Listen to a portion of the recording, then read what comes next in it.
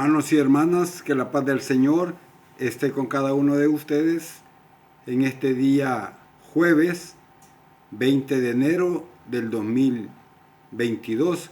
Estamos siguiendo el Evangelio de San Marcos. Estamos en el capítulo 3, versículo del 7 al 12. Jesús se retiró con sus discípulos junto al lago. Lo seguía una multitud desde Galilea, Judea, Jerusalén, Idumea, Transjordania y el territorio de Tiro y Sidón. Una multitud, al oír lo que hacía, acudía a él. Entonces dijo a los discípulos que le tuvieran preparada una barca para que el gentío no lo apretujase, ya que como curaba a muchos, los que sufrían achaques se le tiraban encima para tocarlo. Los espíritus inmundos, al verlo, caían a sus pies, gritando: «Tú eres el Hijo de Dios». Y lo reprendía severamente para que no lo descubrieran. Palabra del Señor. Gloria y honor a ti, Señor Jesús. Continuamos pues, hermanos y hermanas, con estos hermosos mensajes de la palabra de Dios que nos van fortaleciendo cada día, nos van poniendo pues, o acercando, mejor dicho, a la presencia de Dios. Hoy el evangelista Marcos nos presenta a Jesús entre una gran multitud. Dice que vienen de muchos lugares, y que han oído muchas cosas que hace el Señor y quieren verlo en persona. Quiere la gente estar cerca del Señor. Es una multitud que está sedienta de Jesús. Y Él, sin escatimar, digamos, esfuerzos, recibe a toda esta gente. E incluso piden que le pongan una lancha para meterse al agua y desde ahí poderles predicar. No está huyendo de la presencia de ellos. Esto es como cuando el presidente llega a un lugar, en cualquier país del mundo, la gente quiere tocarlo. O imagínense ustedes que el Papa viniera, ¿verdad?, a nuestro país, y que cualquiera lo podría tocar, hasta lo podrían asfixiar. Como dice ahí que él se fue o pidió una lancha para que no lo apretujasen y poder incomodarle la predicación. Entonces es una multitud, como decimos, que está sedienta de Jesús, y él, sin escatimar pues esfuerzos, le recibe, porque han escuchado su palabra que da fuerza, que da poder al que la escucha. Y han visto también no solo que él habla, sino cómo él actúa. No solo bla, bla, bla, sino también actúa en concreto, sanando, curando enfermos. Porque ellos ven su obra. Y todo eso lo hace creíble y suscita en la gente, digamos, ese gran deseo de estar con él. También nosotros, hermanos y hermanas, estamos llamados a ser otros Cristos, a actuar como él, con ese amor, con ese cariño con que él predica la palabra de Dios, con esa alegría y sobre todo con esa fe que le da vida a los que la escuchan. A través de los evangelios vemos muchas imágenes. Si leemos todos los evangelios, vemos muchas imágenes de este estilo, de muchedumbres que se reúnen en torno a Jesús, porque encuentran en Él la certeza de liberarse de las fuerzas oscuras que les oprimen, tanto en lo psicológico, en lo espiritual, e incluso hasta en lo comunitario, porque son marginados de la misma comunidad, digamos, cristiana o religiosa. El relato de hoy nos recuerda también que no importa la clase o el poder del mal, porque la palabra del Hijo de Dios nos da el poder de liberarnos, como también de podernos regenerar. Cuando seguimos al Señor, hermanos y hermanas, con una gran fe, nos convertimos, como dice San Pablo allá en los Gálatas 2:20, no vivo yo, es Cristo quien vive en mí. Cuando nos dejamos invadir por esa fuerza, por ese poder que viene de lo alto, pues diríamos igual que San Pablo, todo lo que hago de bueno, de generoso, lo hago porque hay un poder en mí que me empuja a hacer el bien y no a hacer el mal. Esta es la clave, hermanos y hermanas, para ser como Jesús. Hay dos aspectos importantes, como decimos nosotros en nuestro proceso comunitario. Uno es el ser. Jesús no descuidó su ser, el ser interno, espiritual. Él siempre estuvo atento a la oración.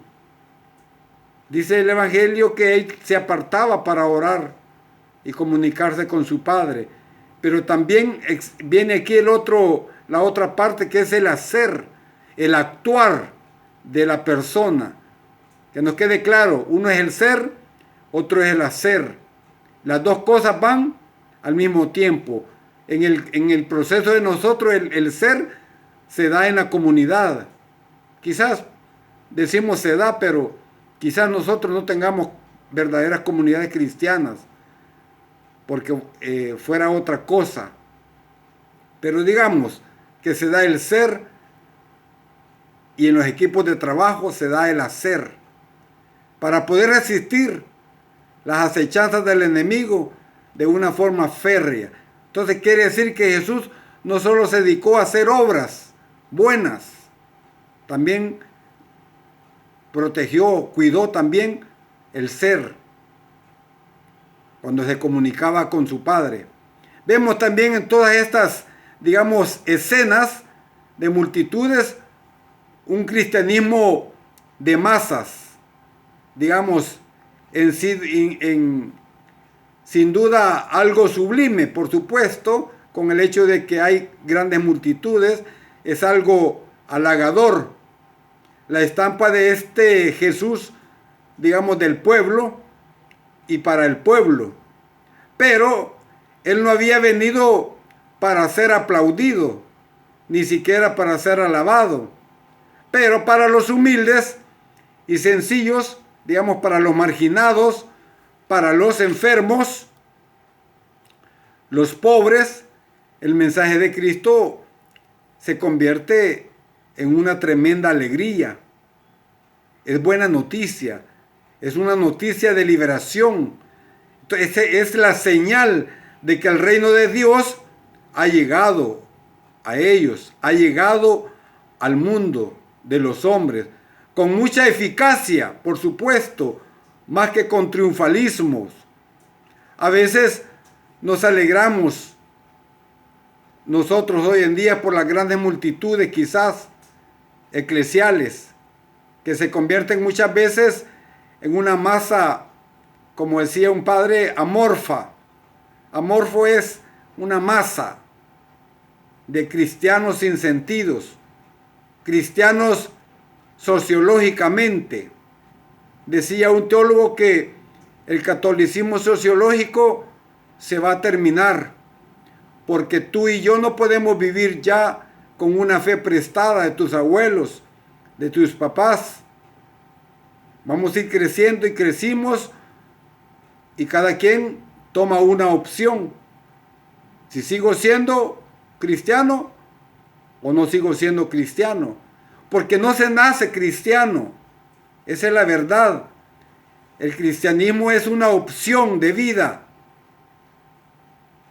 Eso es.